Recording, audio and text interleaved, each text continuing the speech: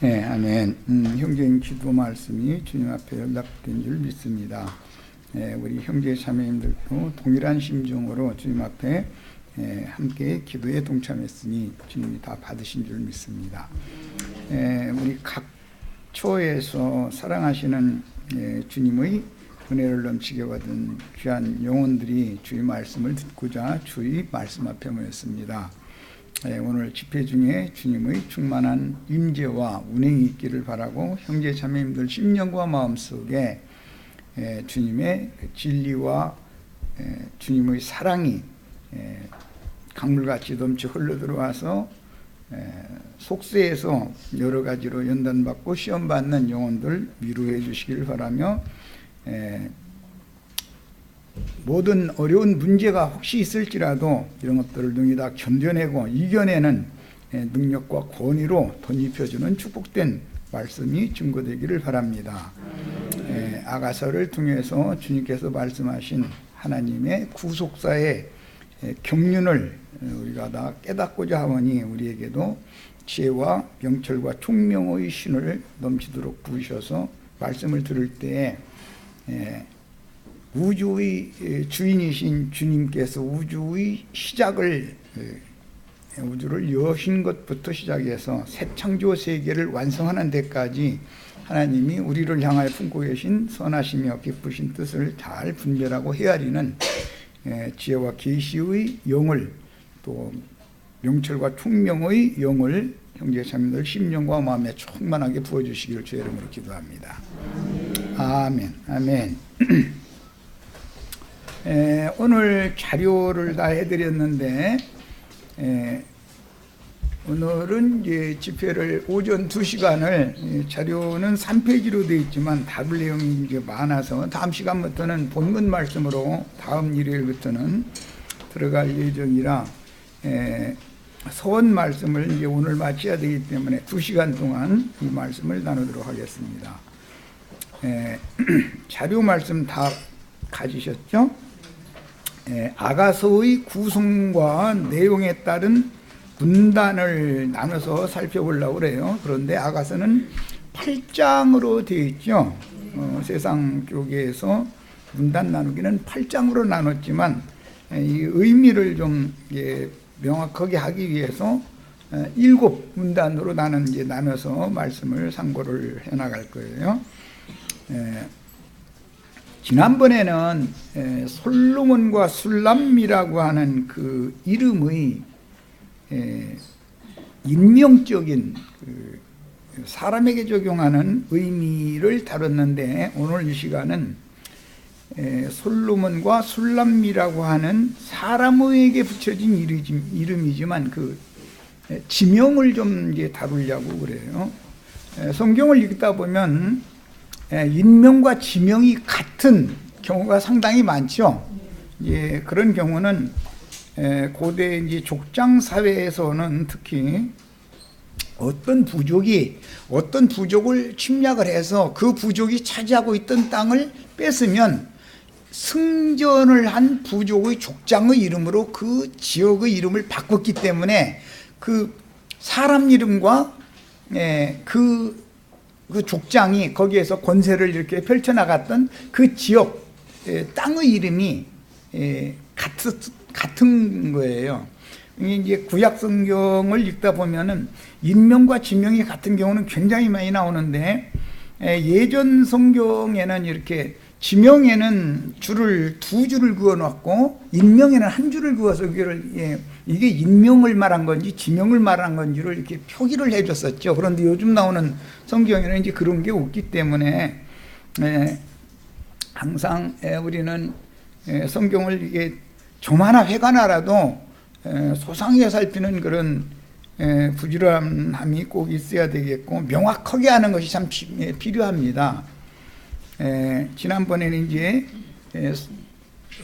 살렘 왕 솔로몬, 그 살렘이라는 말은 솔로몬 남성 명사로 사용하면 솔로몬이 되고 똑같은 살렘이라는 용어를 여성형으로 사용을 하면 술람미가 된다라는 거 말씀드렸었죠. 충분히 다 알고 계시죠? 자, 이제 오늘은 그 살렘 왕, 그 살렘이라는 말은 예루살렘이라고 하는 지명의 뜻도 있단 말이에요. 예루살렘, 예루라는 말은 기초, 터라는 뜻이고 살렘이라는 평화라는 뜻인데 평화가 기초가 되는 성이란 말이에요. 그게 신의 도성이죠.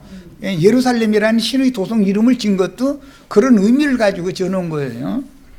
그러니까 그 살렘 왕의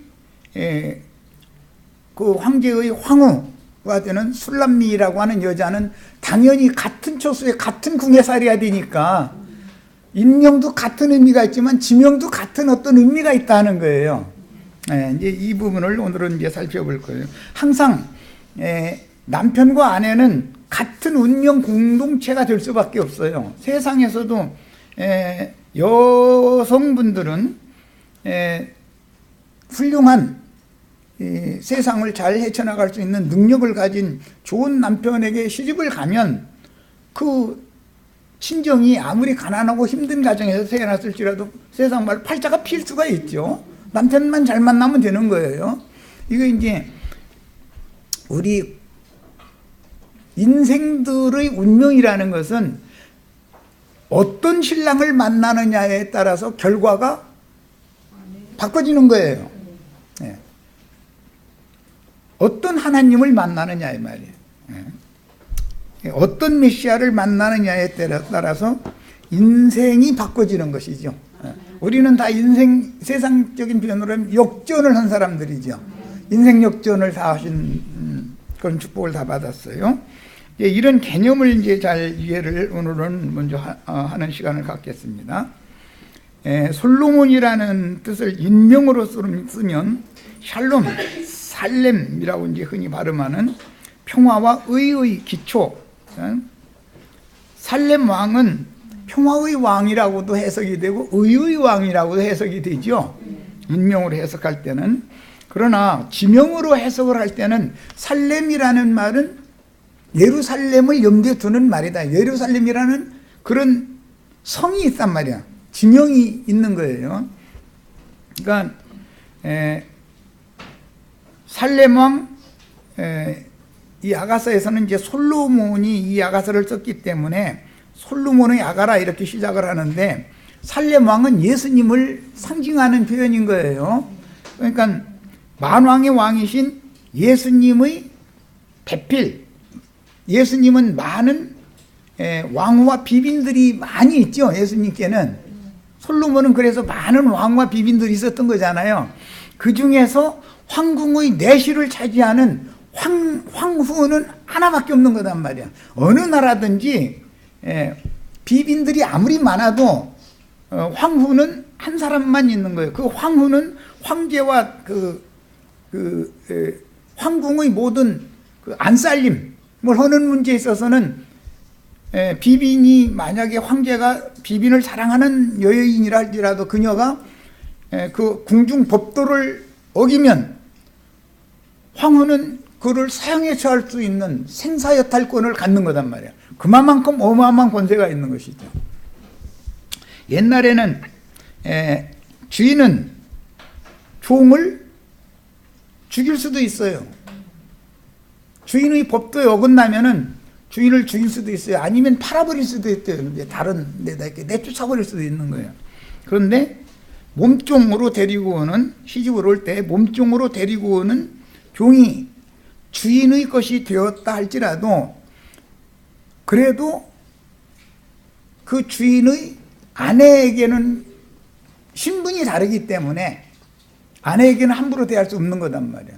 그러니까 이제 아내가 만약에 그 몸종을 마음에 안 들어 그러면은 자기 맘대로 그 주인이 그 몸종을 자기보다 더 사랑한다 할지라도 내쳐버릴 수가 있단 말이에요. 그만큼 이 셈족의 문화에서는 종실 부인이라고 하는 것은 권세가 어마어마한 거예요.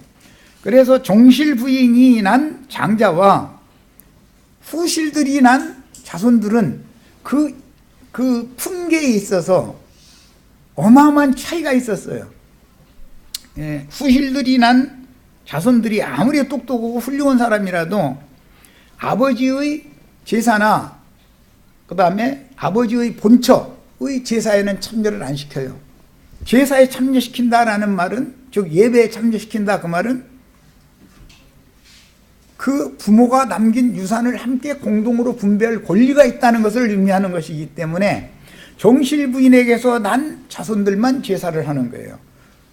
이런 것이 셈족의 아주 엄격한 문화였어요. 이런 이제 기본적인 이런 문화를 알고 성경을 읽으셔야 돼. 네, 말하고자 하는 의도를 정확하게 하려면, 자, 지금 솔로몬과 술람미라는 이제 그 남편과 아내의 이제 관계인데, 솔로몬은 예루살렘의 황제이기 때문에 술람미는 솔로몬이 많은 여자를 거느리고 있을지라도 술람미만이 황후의 지위를 갖는 거단 말이에요. 이런 이치를 잘 아셔야 돼. 이것은 이제 예표다. 기독교계에는 많은 예수 믿는 사람들이 있고, 이런 모양으로 저런 모양으로 이런 교단 저런 교단 뭐 나름대로의 다 처첩들 비빈들이 많이 있어요. 다 그리스도의 배필이라고 그러죠. 그들도 다.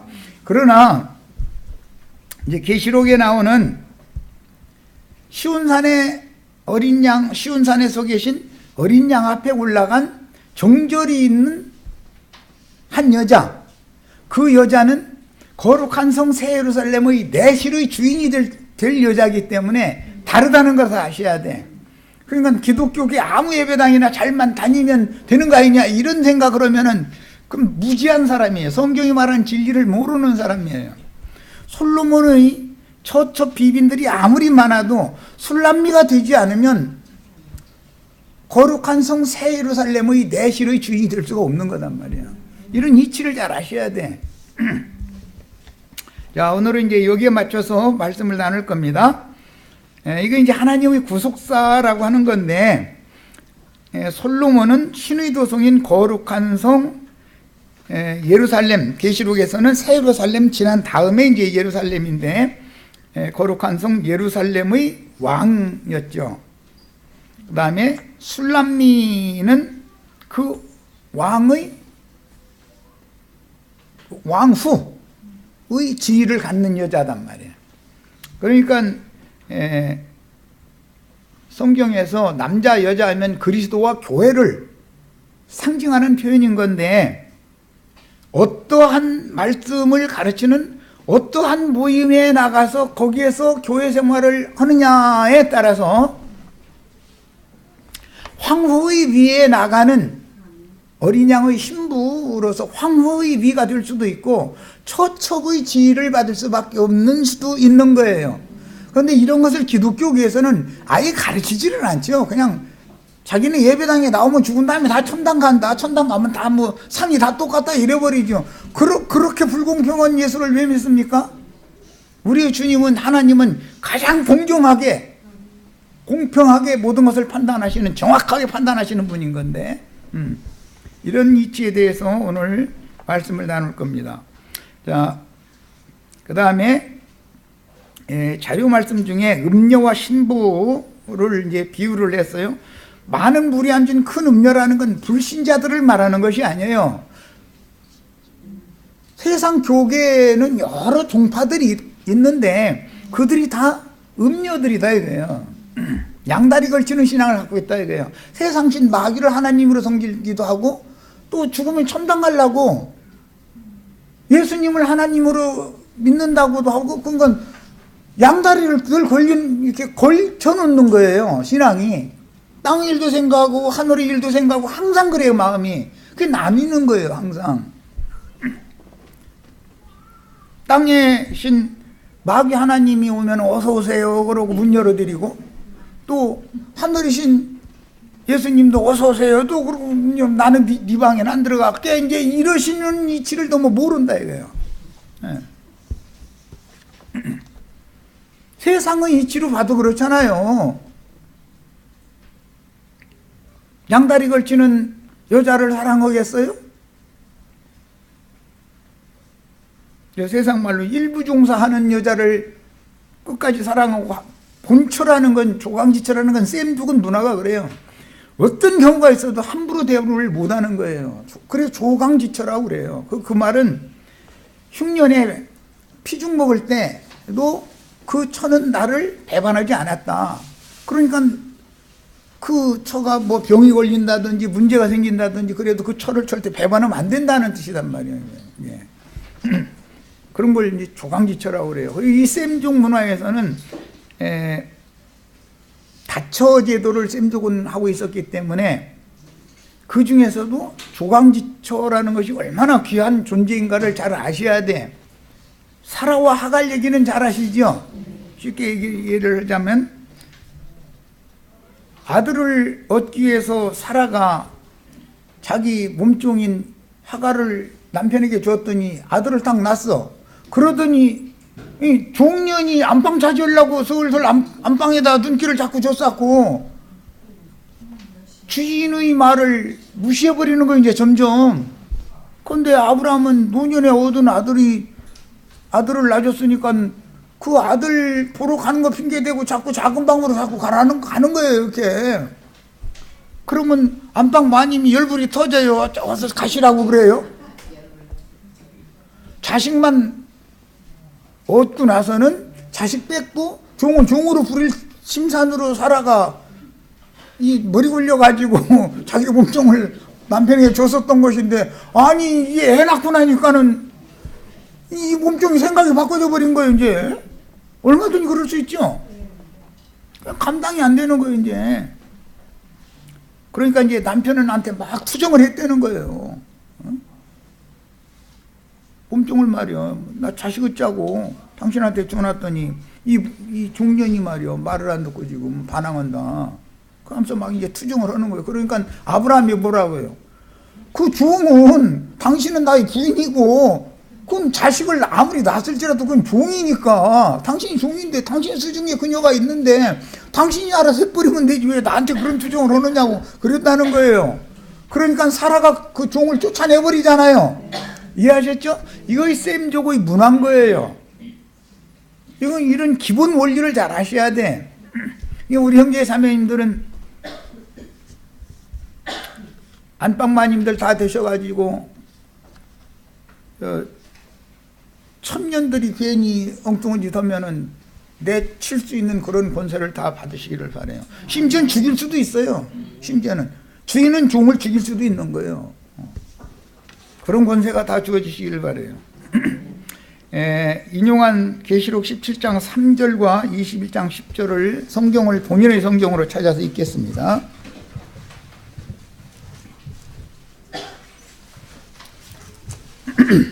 자, 계시록 17장 3절 읽습니다. 곧 성령으로 나를 데리고 광야로 가니라. 내가 보니 여자가 붉은 빛 짐승을 탔는데 그 짐승의 몸에 하나님을 모독하는 이름들이 가득하고 7머리와 10뿔이 있으며, 이렇게 이제 말씀이 이어나갔어요.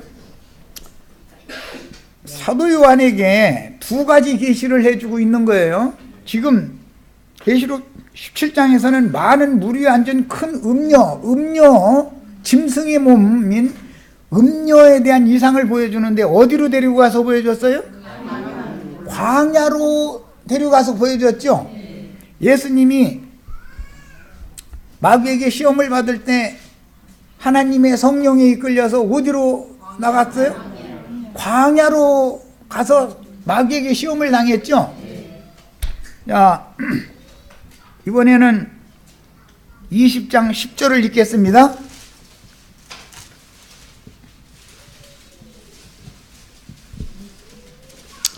음녀라고 그랬는데 이건 첨년들이다 이거예요. 첨년들. 종들이다 이거. 종을 낳는 여자단 말이야. 자, 이제 20장 10절 읽습니다. 또 그들을 미혹하는 마귀가 불과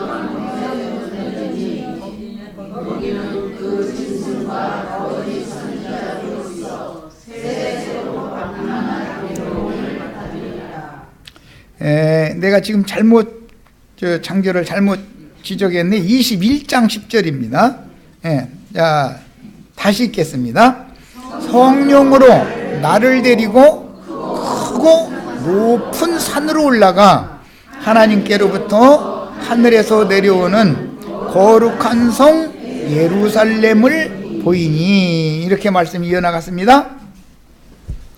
앞에 많은 물이 앉은 큰 음료, 짐승의 몸인 음료에 대해서 계시를 보여줄 때는 광야로 데리고 나가서 보여주셨죠. 그런데 이제 거룩한 성 예루살렘의 계시를 보여줄 때는 어디로 데리고 갔어요? 크고 높은 산으로 데리고 가셨죠. 자, 우리는 크고 높은 산에 성령께 이끌려서 크고 높은 산에서 살렘 왕 멜기세덱이 영원히 다스릴 그 나라를, 또 그의 본처인 거룩한 성 예루살렘의 이상을 봐야 된단 말이에요.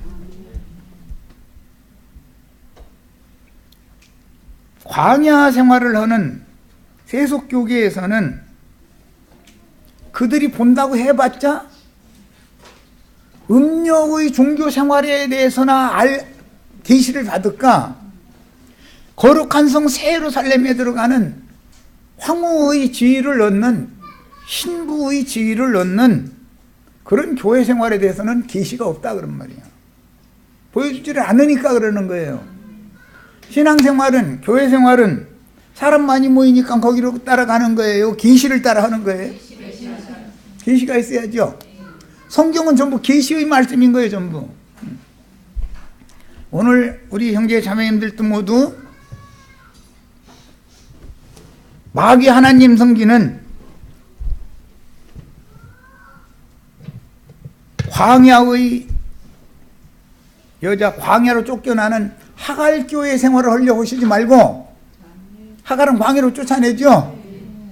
그 주인은, 여자는 아브라함 남편과 함께 하는 거지요.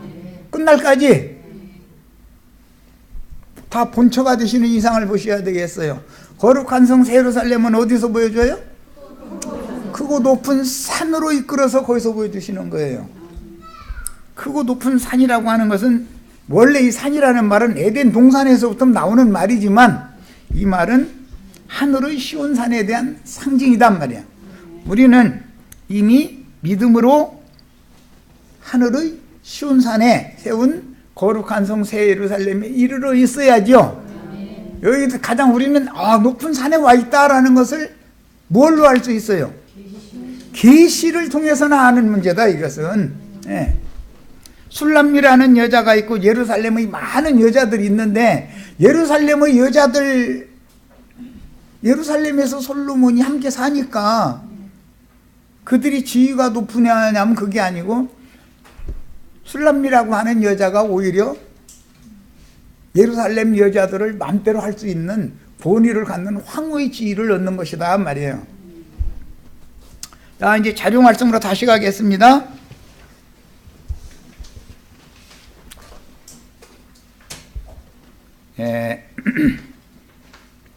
우리는 원래부터 주님이 사랑하시는 예루살렘 여자들로 상징되는 의인들이 아니고, 우리의 원래 출신은 죄인들이었었죠. 껌둥이들이었잖아요. 그런데 메시아의 구속을 마음의 믿음으로 인해서 신분이 기본적으로 바꿔지는 얘기단 말이야. 신분이 바꿔지셔야 돼. 네. 음료 얘기하면은 이화가 시작이죠. 하와. 뱀과 입을 맞추잖아요. 자기 남편은 아담인데도 아담이 주는 걸 먹여야 되는데 자기 손으로 하나님이 금한 걸 따먹어 버리잖아요.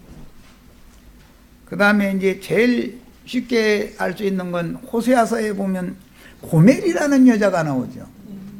하나님은 호세아 선지자에게 대필로 짝져준 여자잖아요. 그런데 그 여자는 바람기가 있어. 이제 그 호세아서를 읽어보면은 좀 말하기 곤란한 막 할 얘기가 다 있어요. 거기 보면은 이제 그런 여자애 하여튼. 그런데 모든 사람들은 고멜이라는 여자가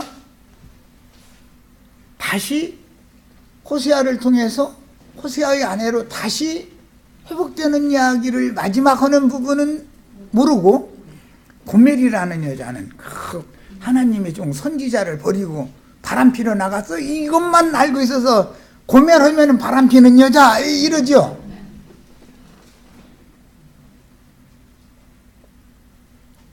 그 다음에는 목마른 사마리아 여자가 남편이 5이었죠. 그럼 그 여자도 바람개나 폈네. 그 다음에는 향유를 부은 2 여자 얘기가 나오죠.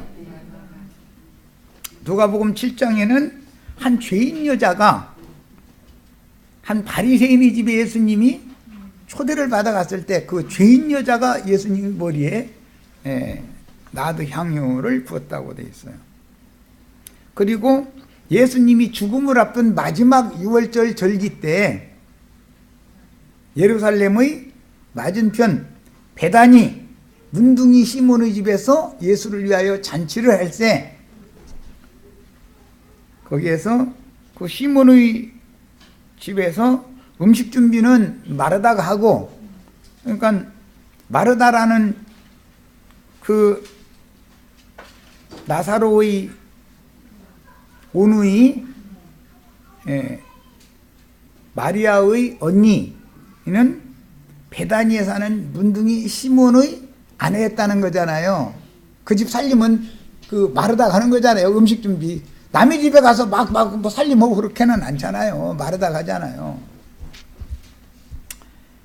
그런데 그 마르다의 동생이 향유를 주님께 부었어요. 그래서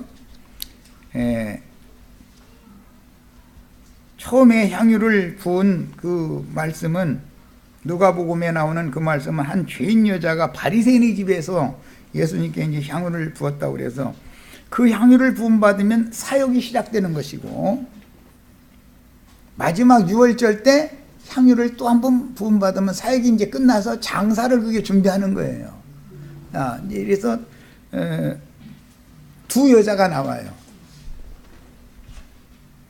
그들은 그 2 여자는 주님 앞에 너무나 큰 은혜를 받아서 신분이 바꿔진 사람이다. 하나님께서 의롭다 여겨주시는 거예요. 세상 사람들은 다 손가락질을 하는 여자였어요. 이런 말씀을 읽을 때 세리와 창기와 모든 죄인들, 원래는 그런 신분이었죠.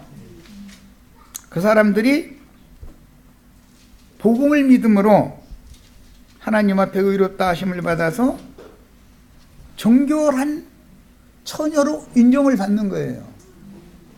우리가 근본적으로 뭐 정결한 사람이기 때문에 구원을 받는 게 아니에요. 우리는 정결할 수가 없어요. 근본적으로. 그런 사람을 예수의 피값으로 사서 당신의 것으로 삼은 거예요. 그 이야기가 지금 아가서의 뼈대요 줄기다 그런 말이에요. 흐름이다 이런 말이에요. 그러니까 우리는 이제 이런 말씀들을 통해서 인생사에서도 여러 남자를 거친다 하는 것은 그 여자의 인생이 평탄하다는 거예요? 힘들다는 거예요? 사람들은 그 여자를 더 불쌍히 여기야 맞는 거죠. 그런데 그렇게 봅니까? 여자가 웬만해야지 3번 갔으면 됐지 뭘 5번씩이나 가, 이렇게 나오죠. 그죠? 우리는 5번만 시집 갔어요? 아니요. 5만 번도 더 갔죠. 자기는 생각을 않고 5번이면 양호한 사람이요. 내가 보기에는. 그게 바로 옛사람이 나를 지적하고자 하는 말인데, 함부로 자기는 자칭 의롭다 여기기 때문에 남을 불쌍히 여기는 마음 대신에 자기 나름의 의와 옳음, 자기 나름의 선한 기준을 딱 자기 스스로 정해놓고 나서 그걸 가지고 남을 자꾸 판단하는 것이 습관화되어 있는 것이 하나님 보시기에는 저주받은 자들이다, 이런 말이에요. 여기서 오늘 다 구원을 다 받으셔야 돼요. 주위에 혹시 재혼을 했는데 3혼을 했어. 그런데도 또 무슨 일이 있어가지고 또 4번째 또 갔어. 그런데 또 어떻게 해가 또 5번을 간 사람이 혹시 있거든. 그 인생이 얼마나 힘들까를 생각하고 예수님의 마음으로 불쌍히 여기시기를 바라요. 함부로 손가락질 절대 하시면 안 돼요. 나는 그런 상황이 안 와서 한 남편을 일부 종사하고 살게 해준 것을 감사하실 일이지 남 손가락질하라는 게 아니에요. 얼마나 감사한 일이에요? 그 여자와 내가 손가락질하는 그 사람과 내가 동일한 처지에 처해 있더라면 그 사람보다 한 번 더 가죠. 기왕 5번까지 갔는데 6번이라고 이번에는 괜찮을지 어떻게 알아? 괜찮은 사람 만날지. 물론 만날지 안 만날지는 모르지만 만나게 해달라고 기도하셔야지. 그렇게 힘든 인생으로 마감하지 말고 나머지 인생이라도 잘 주님 앞에서 은혜를 누리고 생계 문제 때문에 그만 고생하고 우주의 경영에 관한 진리 말씀이 증거되고 선포되는 교회 생활 모임이 있다면 거기 잘 나가고 그것을 낙으로 삼는 인생이 된다는 것이 얼마나 큰 축복이에요. 먹고 사는 것이 목구멍에 포도청이야 이거. 굶어가면서 말씀 들어 다닐 수는 없잖아. 우리 다 모든 지체들이 적어도 생계 문제 또는 다른 여타한 어떤 많은 문제 때문에 교회 생활을 신실하게 할 수 없는 처지에 떨어진 사람들을 불쌍히 여기시기를 바라요. 그들에게도 좋은 여건과 최소한의 교회 생활에 신실하게 할 수 있는 여건을 좀 마련해 주시라고 이렇게 꼭 기도하시기를 바라요. 그게 예수님의 마음이에요. 예수님이 오셔서 의인들을 구원하러 오신 게 아니라 죄인들을 불러서 구원하러 오셨다는 거잖아요. 그게 음녀였던 사람이나 구원을 받는 것이지 나는 일부 종사했어. 내 몸이 얼마나 깨끗하다고. 하나님 보실 땐 일부 종사를 했어도 자식 낳을 때 다윗의 어머니가 정한 중에 나를 잉태했다 했어요? 부정한 중에 잉태했다 했어요? 그러니까 소용없는 거예요. 일부 종사했어도 하나님 볼 때는 이미 근본이 부정하게 보는 거기 때문에 소용없는 거예요. 이것을 아셔야 돼.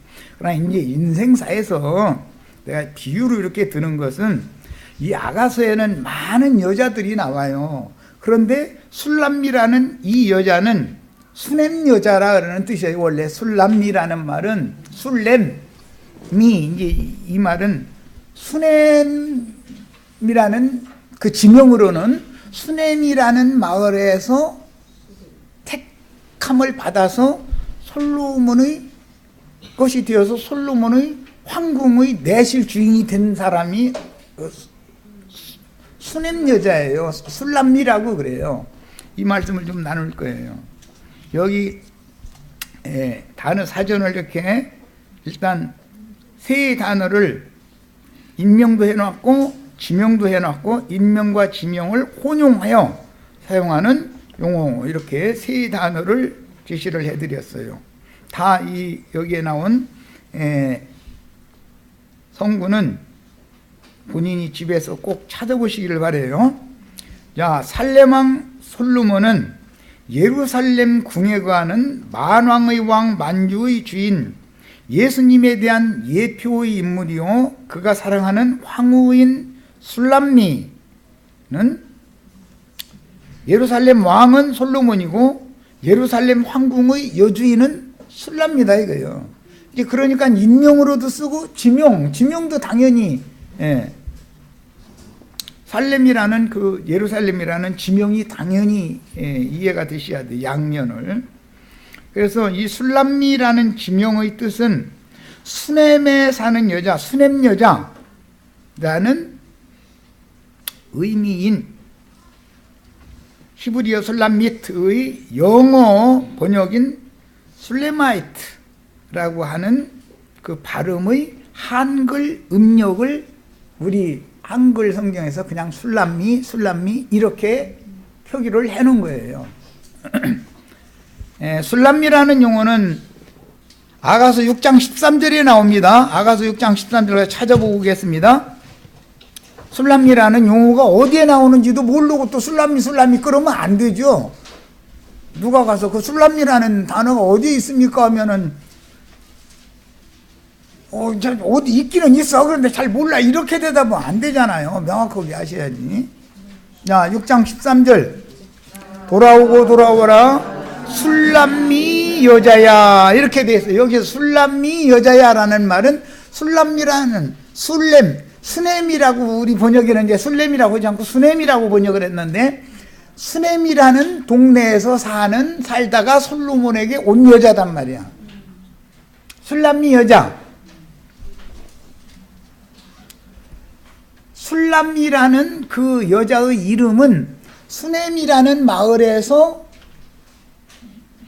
솔로몬에게로 온 여자다. 원래 예루살렘의 여자가 아니고 시골 촌구석 여자예요. 말하자면 우리나라로 말하자면 서울 여자가 아니고 저기 촌구석 여자예요.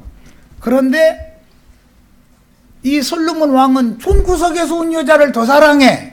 예루살렘에서 서울 여자들이 훨씬 이쁘잖아요.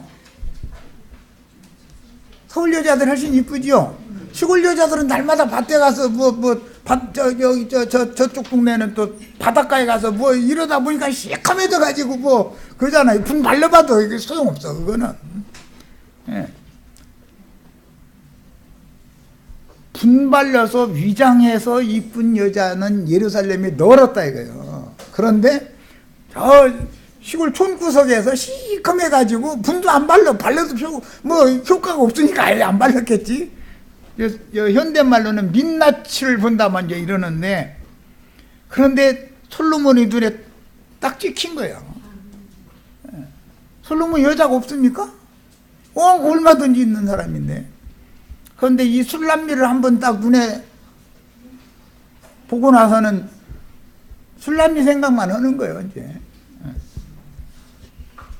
그래가지고 그 삼장이던가 여기 가보면은 막 상사병 나가지고 막 그러잖아요. 상사병이 뭔지 아시죠? 아니, 상사병이 날라면 예루살렘에서 분 찍어 발라가지고 예쁘게 치장은 여자를 보고 아름답게 봤어야지. 아니, 수넴 여자 그거 눈에 띄어가지고 그거 그렇게 상사병까지 날 정도로 그렇게 좋아합니까? 오늘 우리 형제 자매님들이 다 예수님이 형제 자매님들을 보시고 나서 상사병 걸리게 하시기를 바라요. 또 그렇게 되시기를 바라요. 이거 웃을 일이 아니에요, 이게. 예배당 열심히 다닌다고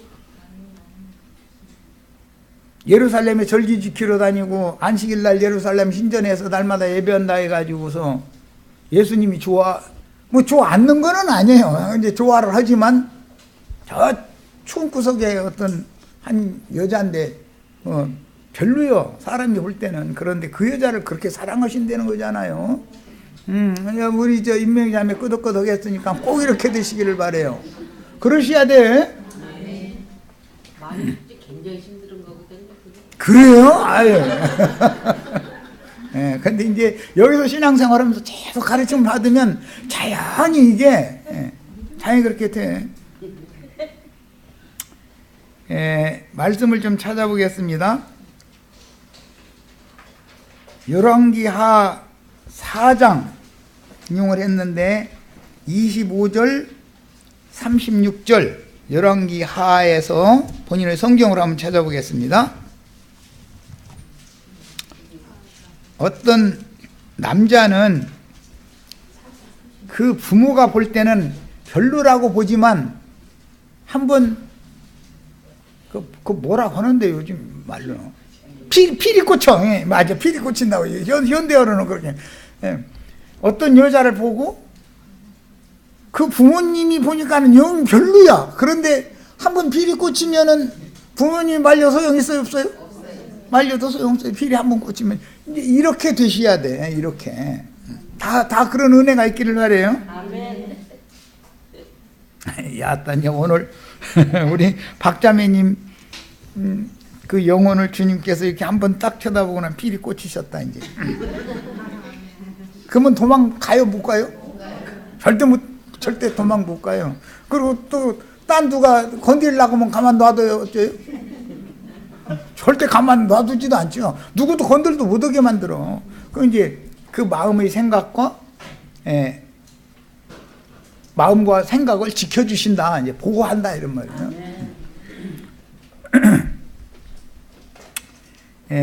4장 25절 자 봅니다. 갈멜산으로 가서 하나님의 사람에게로 나아갔는데 이 사람이 누구죠? 수냄 여자죠. 4장 8절부터 쭉 읽어야 되는데 다 읽을 시간이 없으니까 8절만 보겠습니다. 하루는 엘리사가 수냄에 이르렀더니, 이 수냄이라는 지명이 술람이라고 우리 한글 번역이 이렇게 번역한 그런 같은 용어예요. 술렘이란 말이에요. 원래 술렘. 그 수냄에 이르렀더니 거기에 한 귀한 여인이 그를 강권하여 음식을 먹게 하였으므로 엘리사가 그곳을 지날 때마다 음식을 먹으러 그리로 들어갔더라. 근데 이 사람은 현재 지금 남편이 있는 여자죠. 예. 그런데 아이를 못 낳아. 문제는 이 집에 다른 건 부족함이 없는 집안인데 아이를 못 낳는 거예요. 그러니까 하나님의 사람을 수냄 여인이 자기가 제일 고통받는 문제를 해결받으려면 하나님의 사람을 자기 집으로 영접을 해야죠. 초대를 해야죠. 그래서 갈멜산을 가는 길처였기 때문에, 이 선지자는 갈멜산에서 심어하는 사람이잖아요. 크고 높은 산이 갈멜산이잖아요 지금. 예. 그런데 지나가는 중에 이 수냄 여자의 집을 앞을 이렇게 지나가게 됐다는 거예요. 항상. 그러니까 그 선지자 엘리사를 위해서 엘리사를 위해서 중일하게 아주 상과 등불 켜는 것과 늘 책을 읽어야 되니까 이제 선지자는 모든 걸 다 준비해 놓고 편안한 상태로 자기 집에서 쉬다가 가게 준비를 다 한 여자예요. 참. 그러니까 이런 것은 세상적인 표현으로는 여자가 먼저 꼬일 수도 있죠. 여자가 먼저 꼬일 수도 있잖아요. 안 해보시는 대답을 하는 거 보니까. 꼭 남자만 가서 사람 고백하는 게 아니라 여자가 먼저 또 어떤 남자 보고 필이 꽂힐 수도 있잖아요.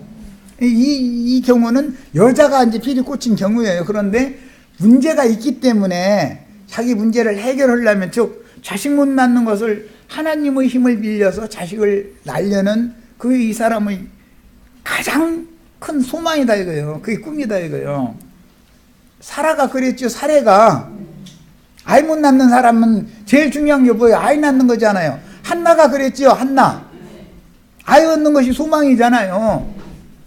사라는 이삭을 얻었고 한나는 사무엘을 얻었죠. 그런데 이 여자도 아들을 하나 얻었는데 선지자를 통해서 선지자가 하나님 앞에 기도를 했더니 내년 이맘때 이제 너희 집에 아들 있을 거야. 그게 아브람 사라 보고 한 말씀과 똑같은 말씀 한 거 아니요. 한나 보고 한 말씀과 똑같은 말씀 한 거 아니요. 정말로 이 수냄 여자가 아들을 낳은 거예요. 그런데 얼마 지나가지고 저희 아버지가 품꾼들하고 밭에서 일을 추수를 하고 있는데 아이가 밭에 놀러를 갔다? 그러더니 나 골치 아파 죽는다고 내 머리야 하면서 놔둔 거요. 그러니까는 뭐 애가 통산 쪽으로 뭐 무슨 저렇게 좀 저런 하다 말겠지 그렇게 생각을 했겠지. 그러니까 자기 종 하나를 보내가지고 애 안고 가서 엄마한테 갖다 맡기라고. 그랬더니 엄마가 그 아이를 안고 계속 얼마나 기도를 했겠어요. 한나절을 무릎에 안고 기도를 했는데도 결국 숨이 멎어버리고 만 거요. 그러니까는 자기 바깥 주인들로 또 사람 보내가지고 나귀하고 하인 하나하고 빨리 종하고 빨리 집으로 보내달라고. 아니 오늘이 무슨 월삭도 아니고 안식일도 아닌데 선지자를 그 갈매산에 있는 선지자를 왜 찾아가려고 그러느냐고. 그러니까 지금 그냥 자기 남편 걱정 안 시키려고 일이 좀 있어서 그런다고. 이러고서는 가가지고서 그 선지자의 발을 붙잡았다는 거예요. 선지자는 이미 아차 이게 뭔 일이 있구나 라는 걸 알고 있죠. 그런데 그 선지자의 수종자인 게하시는 혹시 또 오늘 또 오늘은 그런데 뭐 떡바구니 뭐 이런 걸 가지고 오지. 딴 때는 그냥 빈손으로 안 오더니 오늘은 그냥 막 급한데 뭐 떡바구니 생기고 뭡니까? 그냥 왔지. 그런데 선지자는 벌써 딱 아는 거죠. 이 집에 무슨 일이 있구나. 무슨 일이 있다는 것은 아이가 무슨 문제가 있을 거라는 걸 감을 잡은 거죠. 그래가면서 나의 하나님 여호와께서 왜 나에게는 미리 이런 걸 안 알려주시고 너희 집에 이런 일이 있었느냐. 게하시 보낼 테니까 내 지팡이 가지고 가서 그 아이 위에다 올려놓으라고. 그럼 일어날 거라고. 그 게하시는 젊으니까 이제 이제 같이 막 가서 지팡이 올려놨는데 이 지팡이가 선지자의 지팡이가 딴 때는 능력을 발휘하더니 오늘은 능력이 안 나타나. 살아나지를 않는 거예요.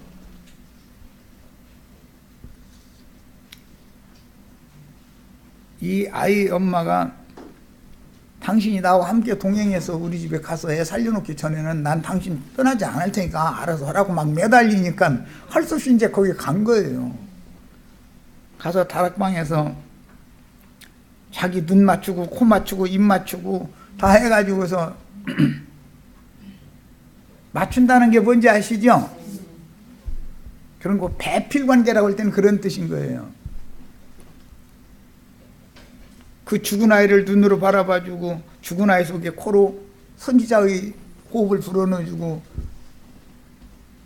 그 아이의 입에 선지자의 생명의 진액을 이렇게 넣어주니까 애가 눈 이렇게 뜨더니 재채기를 7번을 하고서는 살아났다는 거예요. 오늘 우리들 다 기적이 일어나가지고 재채기 다 한번 7번씩 자 해보겠습니다. 액체를 7번 하는 거예요. 이게 기도가 막혔다는 거죠. 갑자기 본 것 때문에. 그러니까 이제 기도가 뚫린 거죠. 이제 말하자면 그런 뜻이에요. 이렇게 해서 그 여자에게 다시 그 아이를 돌려줬어요. 그러니까 이제 37절 봅니다. 그 여인이 들어가서 엘리사의 발 앞에서 땅에 엎드려 절하고 아들을 안고 나가니라. 이게 죽었다가 살아난 아들이죠. 이 죽었다 살아난 아들이 누구예요? 예수님을 말하는 거잖아. 예수님. 부활하신 예수님을 말하는 거야. 아니냔 말이야. 사라를 통해서 약속으로 주신 아들도 어느 산에서 모리아 산에서 번제로 드렸는데 그 이삭이 죽어야 되잖아요. 그런데 하나님께서 수양을 별도로 준비해서 그 수양으로 대신 제사를 하게 하고 아들은 살려줬잖아요. 이삭은. 야, 성경이라는 건 전부 다 일관된 어떤 흐름을 다 가지고 있는 거예요. 오늘 우리 형제 자매님들도 아담 흙에서 온 사람 속에 생기를 불어넣어줬던 그 숨은 끝나고 하나님의 새로운 호흡을 받아서 다시 살아나셔야 되겠어요. 이 사람이 예수님께 필이 꽂힌 사람이요. 오늘 다 필이 꽂히셔야 되겠죠. 죽은 자 가운데에서 살아나는 이야기예요. 하나님은 능치 못하심이 없어요. 죽은 자를 살리시고 없는 것도 있는 것 같이 부르시면 있게 되는 거예요. 이런 축복이 오늘 우리 형제 자매님들에게 임하기를 바라요. 옛사람은 이렇게 죽고 오늘 새 사람으로 거듭난 새 사람, 주님 자신의 생명 형제 자매님들 심령과 마음 안에 있으라. 뭘로? 빛이 있으라 하시면 빛으로 임하면 살아나는 거죠. 빛의 세계로 어둠의 자식으로 났지만 빛의 자녀로 거듭난단 말이에요. 그러면 신분이 바꿔지는 거예요. 오늘 우리 다 신분 바꿔지는 거예요. 자, 첫 시간 여기까지서 마칩니다.